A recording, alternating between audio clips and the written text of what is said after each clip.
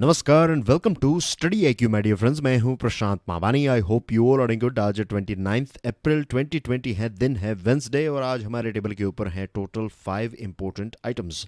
India as an alternative to China, तो ये एक अच्छी खबर आ रही है फ्रॉम यूएसए। रेटिंग एजेंसीज के बारे में बात करेंगे, उन्हें भारत को लेकर कुछ प्रोजेक्शंस किए हैं। रीस्किलिंग वर्कर्स, ये भारत के लिए बहुत इंपॉर्टेंट होगा after lockdown. ADB and India और लास्ट में ऑटो कंपनीज के बारे में बात करने वाले हैं। आगे बढ़े उससे पहले डियर फ्रेंड्स, स्टडी IQ का स्मार्ट कोर्स लॉन्च हो चुका है। यह स्मार्ट कोर्स सिविल सर्विसेज की एग्जामिनेशन जो यूपीएससी के द्वारा कंडक्ट की जाती है उसको टारगेट करता है। प्री और मेंस दोनों एग्जाम्स को ये कवर करता है। भारत की बेस्ट फैकल्टीज ने इस कोर्स को डिज़ाइन किया है। इंस्टॉलमेंट का ऑप्शन भी अवेलेबल है और ज़्यादा जानकारी के लिए all you have to do is download our mobile application on your mobile phone. Lecture की PDF को डाउनलोड करना चाहते हैं then check out my Telegram channel. Lecture को दूसरे स्टूडेंट्स के साथ शेयर जरूर करें। वीडियो पसंद आता है then hit the like button and please don't forget to subscribe to our YouTube channel. India as an alternative to China, ये एक बहुत ही अच्छी खबर आ रही है from USA. India could emerge as an alternative investment destination for US companies doing business in China. Alternative investment destination या फिर बिजनेस डेस्टिनेशन, और यहाँ पर एक लॉन्ग टर्म की बात है। यूएसए की कंपनीज जिन्होंने चाइना में इन्वेस्ट किया है, ऑफ कोर्स आपको पता है कि एक लंबे टाइम से ट्रेड या फिर एक प्रकार का टैरिफ वॉर जो है वो भी चल रहा है दोनों देशों के बीच में। फिर ये जो कोरोना वायरस है कोविड-19 जब से फैला है तब से यूएसए और चाइना के बीच में तू मैं जो है वो काफ़ी बढ़ चुकी हैं। और सिर्फ यूएसए नहीं, दुनिया के बहुत सारे देश जो हैं वो चाइना में से अपना बिजनेस दूसरे डेस्टिनेशंस में शिफ्ट करना चाहते हैं। चाइना में वैसे भी जो एक लेबर है वो इतना ज़्यादा जो मजदूरी है वो आज उतनी ज़्यादा कम नहीं है। समवेयर अराउंड $3 पर आवर इतने कुछ दिए जाते हैं। $3 पर आवर ये भारत के लिए बहुत बड़ी, I am talking about per hour, right. हमारे देश में if I am not wrong तो कुछ $5-6 के आसपास या फिर लेट्स से $7-8 में पूरा दिन एक व्यक्ति जो है वो आपकी फैक्ट्री में काम करेगा। ऑन एन एवरेज ये सैलरी रहती है। वहाँ पर मिनिमम वेज जो है वो $3 के आसपास है। तो एक वक्त था जब चाइना चीप लेबर प्रोवाइड करता था, लेकिन आज वो चीज़ नहीं है। इसके अलावा IPR के इश्यूज़ रहते हैं और चाइनीज़ जो कंपनीज़ हैं वो आपके प्रोडक्ट्स, जो आपके इनोवेटिव प्रोडक्ट्स हैं उसको कॉपी भी कर लेती हैं और गवर्नमेंट जो है फिर उनको कुछ कहती भी नहीं है। तो ये बहुत सारे ऐसा इश्यूज़ हैं और सबसे इम्पोर्टेंट चीज़ है डेमोक्रेसी। आज तक ये सारी चीज़ों को इतना ज़्यादा मीन्स डेमोक्रेसी एक इम्पोर्टेंट रोल प्ले करती है डिसीजन मेकिंग में, बिजनेस के डिसीजन मेकिंग में, लेकिन फिर भी बहुत सारा बिजनेस जो है वो चाइना चला गया। लेकिन जिस प्रकार से चाइना की ये खबर आ रही है, चाइना के बारे में ये बताया जा रहा है कि चाइना ने राइट इन्फॉर्मेशन, कोरोना वायरस के साथ जुड़ी हुई राइट इन्फॉर्मेशन को राइट टाइम पर सप्लाई नहीं किया था, तो इसको लेकर बहुत सारे देश जो हैं वो चाइना से नाराज़ हैं और ये भी मानना है कि फ्यूचर में अगर ऐसी कोई चीज़ें होती हैं तो इट इज़ बेटर कि एक डेमोक्रेटिक कंट्री में बिजनेस ट्रांसफ़र किया जाए ताकि वहाँ पर इंफॉर्मेशन तो हमें टाइम पर मिले। और ये सारे कुछ ऐसे पॉइंट्स हैं जिसको लेकर दुनिया के अलग अलग देश जो हैं वो शिफ्ट होना चाहते हैं। और अच्छी बात यह है कि यूएसए का जो डिपार्टमेंट ऑफ स्टेट है तो वहाँ पर एक डिस्कशन में भारत का नाम लिया गया। थॉमस वाजदा जो assistant secretary of state for south Asia, और ये जो सेक्रेटरी ऑफ स्टेट है इसका मतलब ये होता है असिस्टेंट सेक्रेटरी या फिर सेक्रेटरी ऑफ स्टेट जो डिपार्टमेंट है। तो भारत में जो मिनिस्ट्री ऑफ एक्सटर्नल अफेयर्स है जिसको हम कहते हैं विदेश मंत्रालय या फिर फॉरेन मिनिस्ट्री, तो उसका ही काउंटर पार्ट है। तो वहाँ की जो विदेश मंत्रालय है वो सोच रही है इस अल्टरनेटिव डेस्टिनेशन के बारे में और एक वीडियो कॉन्फ्रेंस में भारत का नाम भी लिया गया। इसी के साथ वहाँ के जो थॉमस वाजदा हैं असिस्टेंट सेक्रेटरी, उन्होंने ये भी बताया कि भारत की जो सरकार है उसके साथ इंडस्ट्रीज़ और ये जो कंपनीज़ हैं उनको बातचीत करने की शुरुआत कर देनी चाहिए। देखना चाहिए कि एक भारत की कंपनीज जो हैं ये जो यूएसए की कंपनीज जो हैं ये भारत में अगर ट्रांसफ़र होती हैं तो फिर क्या क्या इंसेंटिव्स, क्या क्या बेनिफिट्स उनको मिलेंगे, क्या क्या गवर्नमेंट का सपोर्ट मिलेगा, गवर्नमेंट क्या क्या चीज़ें उनको देने के लिए तैयार है, ये सारी चीज़ों को लेकर प्रपोजल्स जो हैं, ये डिस्कशंस जो हैं, इसकी शुरुआत कर देनी चाहिए, ऐसी बात सामने आई थी इस कॉन्फ्रेंस में। USA has India's back, companies moving out of China can consider India, US department of state official to representatives in India. ये एक बात सामने आई है। इसके साथ प्राइम मिनिस्टर साहब ने सभी स्टेट्स को, जितने भी हमारे चीफ मिनिस्टर्स हैं, सभी को बता दिया है कि अपने आप को तैयार कर लीजिए, बहुत सारा इन्वेस्टमेंट जो है भारत में आ सकता है, क्योंकि end of the day investment जो है जो देश में आता है वो इवेंचुअली तो स्टेट में ही जाता है, तो स्टेट को ही अपनी प्रिपेयर्डनेस जो है वो दिखानी पड़ेगी। भारत और यूएसए की सरकार के बीच में रिलेशनशिप भी काफ़ी स्ट्रॉन्ग है, तो ये भी काफ़ी मदद करेंगे। DPIIT ने एक जॉइंट सेक्रेटरीज़ की कमेटी भी तैयार की है, और ये कमेटी जो है इसमें अलग अलग मिनिस्ट्रीज़ के ऑफिशियल्स हैं, दूसरे डिपार्टमेंट्स के भी लोग इसमें शामिल हैं, ताकि जो भी चीज़ हम कर सकते हैं, जितना भी हमें करना चाहिए, ये सारी चीज़ें जो हम कहते हैं ना कि लिविंग नो स्टोन अनटर्न्ड, इसका मतलब ये है जो भी आपसे हो सकता है सारी चीज़ें कीजिए। और मेरा मानना ये है कि ये हमारे लिए एक once in a generation type opportunity है। एक वक्त लग जाता चाइना तक पहुंचने में या फिर उसको ओवरटेक करने में, लेकिन कोरोना वायरस की वजह से ये एक अपॉर्चुनिटी भी हमारे सामने आई है।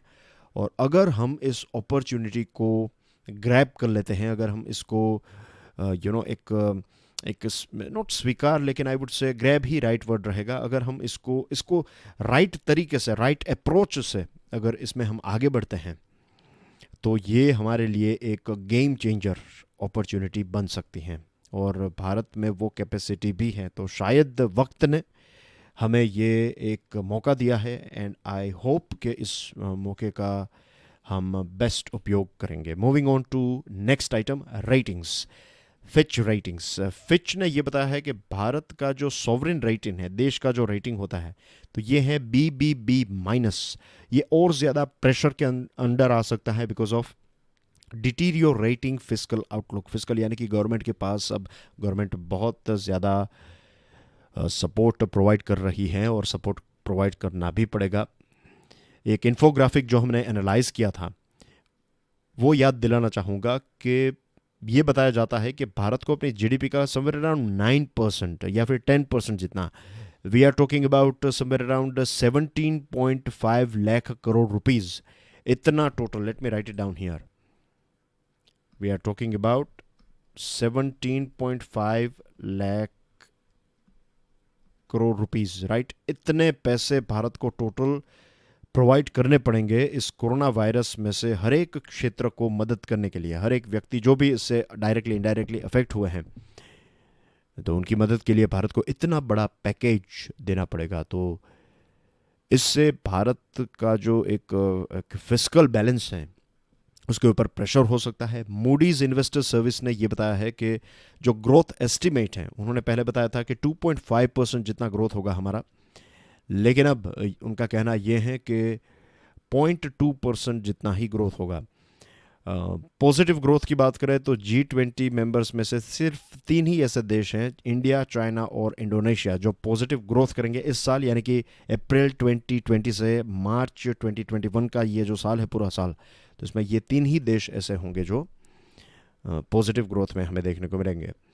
Global rating company expected further fiscal stimulus to be announced due to extended lockdown। जो लॉकडाउन एक्सटेंड हुआ है तो इसकी वजह से और ज़्यादा गवर्नमेंट को फिजिकल स्टिमुलस जो है वो एक्सटेंड करना पड़ेगा। और जैसे 1-2 दिन पहले भी हम बात कर रहे थे कि इमर्जिंग मार्केट जो हैं उनकी सिचुएशन ऐसी होती है कि आपके हाथ बंधे हुए हैं और फिर आपको लड़ाई करनी है। मतलब यह है कि इमर्जिंग जो देश होते हैं उनके बहुत सारे चैलेंजेस होते हैं, बहुत सारे इश्यूज़ होते हैं, एक साथ सारी चीज़ों को आपको डील करना है।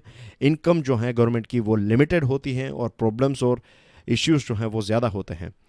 और ऐसी सिचुएशन में जब कोरोना वायरस ने जो एक नया चैलेंज पैदा किया है, तो ऐसी सिचुएशन को डील करना अपने आप में एक ऐसी सिचुएशन हो जाती है कि आपके हाथ बंधे हुए हैं और आपको लड़ाई करनी है, राइट। तो यही चीज़ इस रेटिंग एजेंसीज ने बताई है। Moving on to next item, ये एक बहुत ही इंपॉर्टेंट चीज़ है। लॉकडाउन जब ख़त्म होगा तो इकोनॉमी में बहुत सारे बदलाव हमें देखने को मिलेंगे, जो कहते हैं स्ट्रक्चरल चेंजेस। बहुत सारी चीज़ें हमेशा के लिए बदल जाएगी, बहुत सारे बिजनेसेस जो हैं उसके काम करने का तरीका जो है वो बदल जाएगा। फॉर एग्जांपल, आज के ही फाइनेंशियल न्यूज़पेपर्स में आपको एक खबर देखने को मिलेगी कि एफएमसीजीज जो कहते हैं, फास्ट मूविंग कंज्यूमर गुड्स, साबुन और शैम्पू एंड ऑयल एंड जो भी रेगुलर चीज़ें हम यूज़ करते हैं, तो ये सारी कंपनीज जो हैं, हिंदुस्तान लीवर एंड ये सारी पतंजलि एक्सेट्रा, ये सारी कंपनीज अलग अलग प्रोडक्ट्स बनाती हैं, toothpaste and powders and what not. तो ये कंपनीज पहले क्या करती थी कि अपना जो प्रोड्यूस्ड अपनी जो प्रोडक्ट्स हैं वो बड़ी छोटी सारी जो किराने के स्टोर्स हैं या फिर जो सुपर स्टोर्स हैं वहाँ तक सप्लाई करती थी, और फिर कंज्यूमर्स जो हैं वो इन चीज़ों को ख़रीदते थे। अब ये कंपनीज डायरेक्टली कुछ सेंटर्स में सामान जो है वो डायरेक्टली कंज्यूमर्स को पहुंचाने लगी है। तो बीच में अब सोचिए, फ्यूचर में ऐसा भी हो सकता है कि ऐसे सारे प्रोडक्ट्स जो हैं वो जनरली हम नहीं परचेस करते। जनरली हम जब सुपर स्टोर में जाते हैं तभी ये सारी चीज़ें जो है वो ख़रीद लेते हैं, लेकिन अब ये बदल सकता है। मीन्स बहुत सारी चीज़ें आई थिंक अब धीरे धीरे सुपर स्टोर्स भी जो हैं वो भी उनका भी बिजनेस जो है वो बदल जाएगा। तो बेसिकली यहाँ पर इस एग्जाम्पल के माध्यम से मैं यही आपको कहना चाहता हूँ कि बहुत सारे बिजनेसेस में जो जो एक पुराना तरीका था वो बदल जाएगा। तो पुराना तरीका बदलेगा तो इट इज़ ऑल्सो इम्पोर्टेंट कि लोग जो हैं उनकी कुशलता यानी कि उनकी जो स्किल्स हैं उसको भी हमें चेंज करना होगा, उनको भी हमें नए तरीक़ों से उनको सिखाना होगा कि नए तरीके क्या है और नए तरीके उनको आने भी चाहिए। तो रीस्किलिंग जो है ये एक बहुत ही इम्पोर्टेंट चीज़ बन जाएगी। भारत जैसे देश के लिए चैलेंजेस काफ़ी ज़्यादा हैं क्योंकि हमारे देश में 500 मिलियन टोटल वर्कफोर्स हैं, और इस 500 मिलियन का 90% जो हैं 90% लोग जो है, we are talking about what 450 million ऐसे लोग हैं जो इनफॉर्मल सेक्टर में काम करते हैं। तो इनको आपको रीस्केल करना पड़ेगा ताकि वो जो नया काम करने का तरीका है उसको अडॉप्ट कर सके। और इंटरनेशनल लेबर ऑर्गेनाइजेशन का कहना यह है कि भारत में 400 मिलियन जितने ऐसे लोग हैं जो और ज़्यादा गरीबी की चपेट में आ जाएंगे because of this corona virus pandemic. तो भारत के लिए चैलेंजेस जो हैं पोस्ट लॉकडाउन काफ़ी ज़्यादा हैं, लेकिन इस चीज़ के ऊपर भारत सरकार ने फोकस किया है, तो that's a very important thing. फिर बात करते हैं एडीबी के बारे में, एशियन डेवलपमेंट बैंक। बेसिकली आप एडीबी के बारे में बहुत सारी चीज़ें जानते हैं, एक दो प्रश्न भी मैंने कुछ टाइम पहले आपको पूछे थे।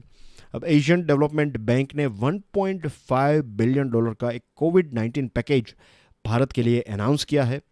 एडीबी ने यह भी बताया है कि वो भारत सरकार के साथ डिस्कशन कर रही है कि और कौन कौन से ऐसे स्पेसिफिक सेक्टर हैं जिसमें एडीबी भारत की मदद कर सकता है।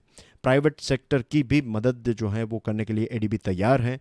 एमएसएमईज यानी कि micro small and medium enterprises, health care, agri business, infrastructure के प्रोजेक्ट्स को भी पैसे देने के लिए एशियन डेवलपमेंट बैंक जो है वो तैयार है। भारत एशियन डेवलपमेंट बैंक का 4th बिगेस्ट शेयर होल्डर है, और सबसे ज़्यादा पैसे भी भारत ने ही बोरो किए हैं।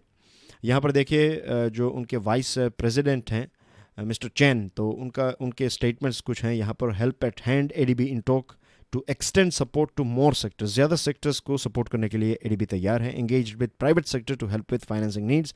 प्राइवेट सेक्टर्स, एमएसएमईज और हेल्थ केयर एक्सेट्रा जो सेक्टर्स हैं उनके साथ भी डिस्कशन कर रही है ताकि उनको भी पैसे चाहिए तो देने के लिए तैयार है, सेक्टर को देने के लिए तैयार है। ADB cares package part of multilateral lenders COVID support program. और जो एशियन देश हैं, एशियन इकोनॉमीज़ को लगभग $20 बिलियन जो हैं वो एडीबी ने प्रोवाइड किए हैं। वर्ल्ड बैंक ने भी $1 बिलियन का पैकेज जो है वो अनाउंस किया था हेल्थ सेक्टर के लिए, भारत की हेल्थ सेक्टर के लिए। एडीबी का कहना यह है कि भारत का इस साल का जो ग्रोथ है वो 2% से भी कम होगा, तो ग्रोथ में एक बहुत बड़ा ड्रॉप हमें देखने को मिलेगा। लेकिन जब ये चीज़ कंट्रोल में आ जाएगी कोरोना वायरस, तो नेक्स्ट फाइनेंशियल ईयर भारत का ग्रोथ जो है वो 7% या फिर उससे भी ज़्यादा हो सकता है। दुनिया के अलग अलग हेल्थ एक्सपर्ट्स का ये कहना है कि ये पेंडेमिक जो है वो आता जाता रहेगा, तो लॉकडाउन भी जो हैं ऑन ऑफ होते रहेंगे। और जैसे मैंने आपको बताया कि पहले जब हम जैसे जीते थे वो नहीं होगा, अब चीज़ें जो हैं वो काफ़ी ज़्यादा बदल जाएगी। Out auto companies. ये आज हमारा लास्ट टॉपिक है। 4 से 5 बिलियन डॉलर के ऑर्डर्स जो हैं, ऑटो मेकर्स के ऑर्डर्स पेंडिंग हैं। ये ऑर्डर्स अप्रैल से जून तक उनको ख़त्म करने हैं, ये क्वार्टर तक ये सारे ऑर्डर्स जो हैं वो फुलफ़िल करने हैं। अगर ये ऑर्डर्स फुलफ़िल नहीं हुए तो फिर रेवेन्यू जनरेट नहीं होगा, रेवेन्यू जनरेट नहीं होगा तो जॉब्स चली जा सकती हैं, सैलरी कट हो सकता है। तो इंडस्ट्री क्या चाहती है? इंडस्ट्री ये चाहती है कि प्रोडक्शन की पूरी जो सप्लाई चेन है उसको छूट दे दे गवर्नमेंट, और एक्सपोर्ट जो हैं उसकी भी छूट दे दे, ताकि बहुत सारी ऐसी इकोनॉमीज़ हैं जहाँ के ऑर्डर्स पेंडिंग हैं, पैसे आ चुके हैं, कुछ पैसे मिलेंगे ऑर्डर्स जब वहाँ तक पहुँचेंगे। बहुत सारी इकोनॉमीज़ में लॉकडाउन जो है वो खुल चुका है, बहुत सारी इकोनॉमीज़ में आज भी लॉकडाउन नहीं है, तो वहाँ के भी ऑर्डर्स हैं। तो इन सारे ऑर्डर्स को फुलफ़िल करना चाहती हैं ऑटो सेक्टर कंपनीज़। और सबसे बड़ा इश्यू या फिर सबसे बड़ा चैलेंज जो है, वो थ्रेट जो है वो ये है कि चाइना की इकोनॉमी जो है वो फुल फ्लेज 100% कैपेसिटी में उनकी फैक्ट्रीज जो हैं वो ऑपरेट होने लगी हैं, और चाइनीज़ और दूसरे जो साउथ एशियन मैन्युफैक्चरर्स हैं वो भारत के ऑर्डर्स को बीच में से काट लेंगे। वो अगर भारत के ऑर्डर्स टाइम पर नहीं मिलेंगे, या फिर जो कंज्यूमर कंट्रीज़ हैं उनको लगेगा कि और 3-4 महीने लग सकते हैं, तो अगर अल्टरनेटिव दूसरे देश हैं जहाँ से tractors, commercial vehicles, scooters, cars ये मंगवा सकते हैं, तो फिर ये सारी साउथ एशियन इकोनॉमीज़ या फिर साउथ एशियन कंपनीज़ और चाइनीज़ कंपनी जो हैं वो हमारा ऑर्डर जो है, हमारा बिजनेस जो है वो उनके हाथों में चला जाएगा। राकेश शर्मा जो बजाज ऑटो के एग्जीक्यूटिव डायरेक्टर हैं, उनका कहना यह है कि 1,000 करोड़ रुपए के जो एक्सपोर्ट ऑर्डर्स हैं उनके पास उतने पेंडिंग ऑर्डर्स हैं, और उनका जो प्रोडक्शन है वो जल्द से जल्द वो उसकी शुरुआत करना चाहते हैं। 2 व्हीलर को लेकर 2020 जो है वो काफ़ी अच्छा रहेगा, खास करके इंटरनेशनल मार्केट में। और मार्च की सैलरी तो ऑटो मेकर्स ने पे कर दी है, लेकिन अब अप्रैल की सैलरी अगर प्रोडक्शन ज़ीरो रहा है तो अप्रैल में मीन्स प्रोडक्शन अगर इसकी मई में शुरुआत नहीं होगी तो फिर अप्रैल की सैलरी शायद वो ना पे कर पाए। तो ये फिर बहुत सारे लोगों के लिए, बहुत सारे घरों के लिए ये एक बहुत बड़ा इश्यू हो सकता है। तो लेट्स होप कि गवर्नमेंट जल्द से जल्द पूरी सप्लाई चेन को एक्टिवेट कर देगी। And that's basically everything in today's discussion. आपके लिए एक डिस्क्रिप्टिव क्वेश्चन है, करुणा इनिशिएटिव, उसको ब्रीफली आपको एक्सप्लेन करना है। तो इसके ऊपर अगर आपको नहीं पता है ये क्या है तो छोटी सी रिसर्च कर लीजिए। It will take another 15 minutes for you guys, और फिर अपना आंसर जो है वो अच्छी तरीके से फॉर्म करके आपको कमेंट सेक्शन में प्रोवाइड करना है। That's everything in today's discussion. Thank you very much for watching this video. God bless you all. जय हिंद।